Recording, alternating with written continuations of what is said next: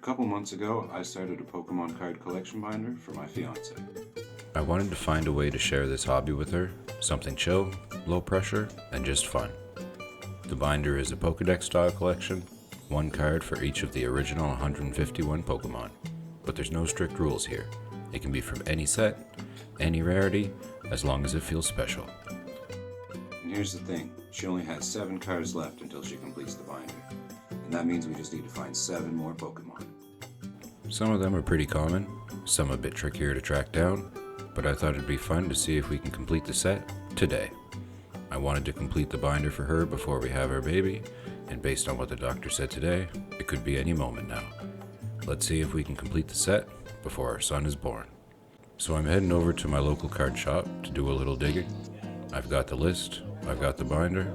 Let's see if we can find the final 8.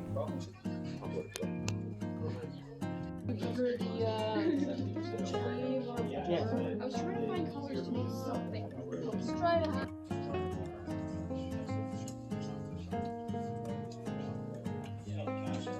We got the cards, now let's head home. Okay, time for the satisfying part. Let's fill in the binder.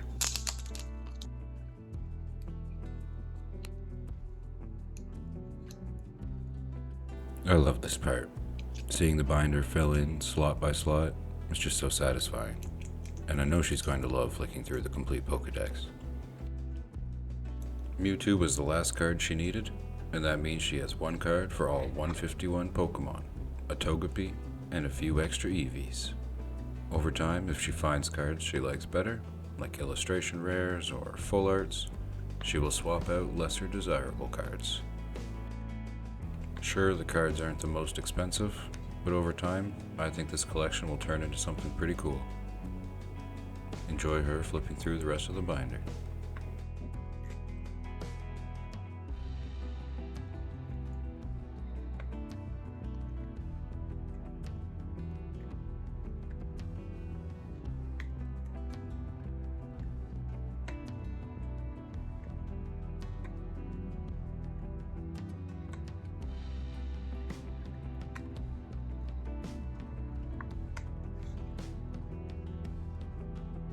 Drop a comment if you've ever made a binder for someone, or if you've done a Pokedex challenge like this.